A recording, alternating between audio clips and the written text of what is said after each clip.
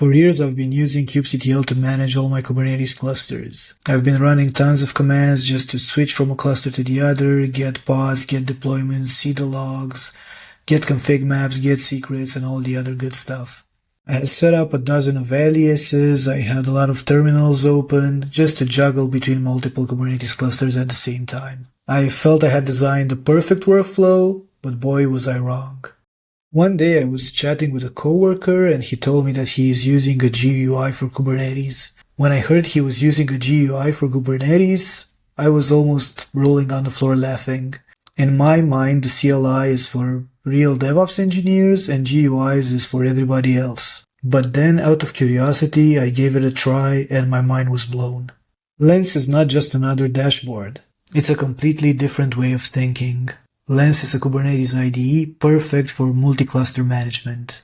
Installing Lens is very easy. You just head over to k8slens.dev and then you click on Download Lens and you choose the right package for your operating system. In my local kubeconfig, I have 2 kind clusters. So let's see what Lens can show us about them.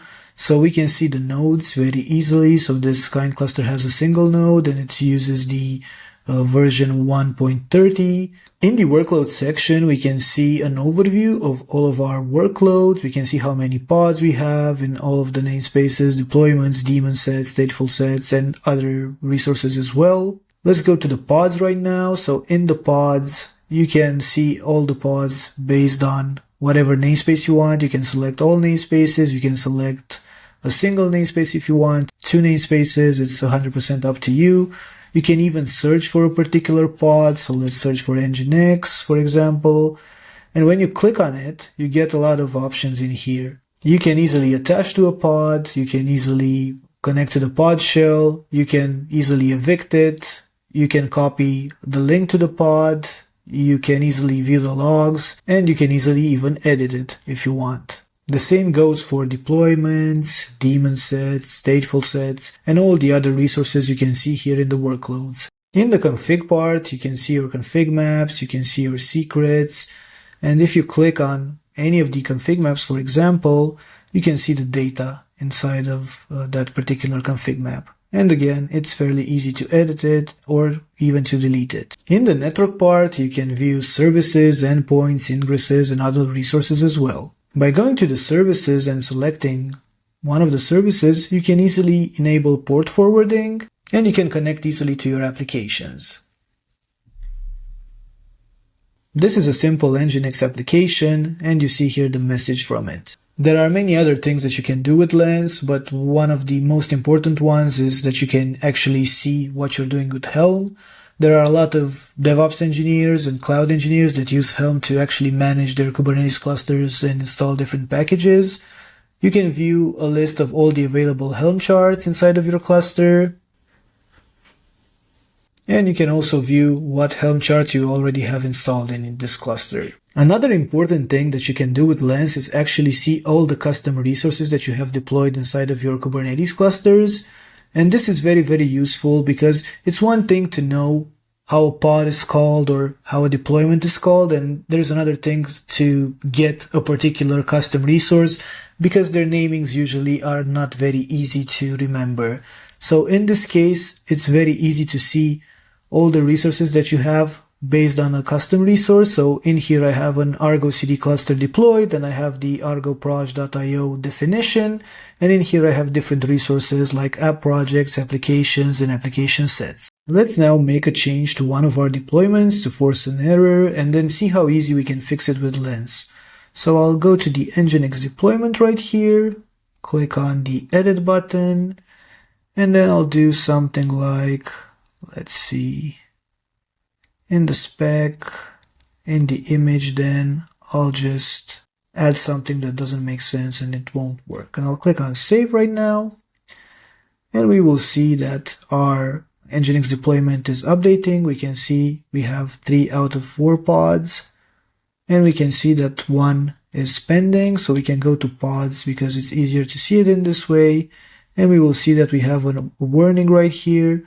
And there is actually an issue with the image. So basically you can see here we have an image pull back off. It's failing to pull the image Nginx XS, DS, whatever typo I have in here. And basically the solution is pretty simple. We'll just go to the deployment and fix that. Lens also has a built-in terminal, so if you want to access something from your local machine or you want to deploy resources easily when you're testing stuff, this is the place you can go. So we can just go to the workspace and go to Lens, and in here I have a couple of things going on. So I have an Argo app, for example. I can do something here that won't make sense again because I want to force some more errors. So I'll just kubectl apply -f argo app.yaml, and the application is configured. I've broken some other deployments and I'll show you in a couple of minutes why. But before doing that, let's see another very interesting and powerful feature that Lens has to offer, and this is the native integration with AWS EKS. So basically, whenever you are adding a new Kubernetes cluster inside of your AWS account, if the credentials you provide here by adding your profile and basically signing in with AWS SSO or with the other options that you can see here, you will get Kubernetes clusters directly from your AWS account. So in my example right here, I have only a single Kubernetes cluster that has a single node, and again we can see all the resources it has inside of it. I haven't created any resource myself inside of this AWS EKS cluster, but right now when I open the terminal, it will automatically change the context to this AWS EKS cluster. So right now I can head over to my workspace and to the Lens directory. Let's see what I have here. So I can actually apply the Nginx deployment, for example, and then I can apply the Nginx service, and then I can easily apply the Nginx config map as well. So you can see now these resources getting created inside of the Kubernetes cluster, and we can see their status is pending, so we can see what's happening in here. There are too many pods, so we don't have any nodes available. So we have to increase the number of nodes in our Kubernetes cluster. In the meantime, I fixed the issue with the nodes. So now if we go back to the pods, we are going to see that Nginx has been deployed successfully. And again, if we want to go to services and go to the Nginx service, we can enable port forwarding, start it. And again, we will see the hello from Lens message. I've added another Nginx deployment that has a couple of errors just because I want to show you a very special feature that Lens has, and that feature is called Lens Prism. So Lens Prism is actually an AI-powered assistant that can easily help you understand what is happening inside of your Kubernetes clusters. To configure it, you will have to choose your AI provider. You can choose between Azure, OpenAI, and OpenAI compatible. I've chosen OpenAI, and then I've pasted here my OpenAI API key. And right now I'm ready to ask Lens Prism what's happening with my pods inside of my Kubernetes clusters. So let's go here. We can choose the model, so it can be GPT 4.1 or GPT 4.0 mini. I'll just use the 4.0 mini. So let's now see what is happening to my pods. So we can easily see that our cluster has two pods that are currently in a pending state, and they are in a pending state because no nodes are available. We have an analysis right here, so we can see that both pods are unable to be scheduled because the nodes in your cluster have reached their pod capacity.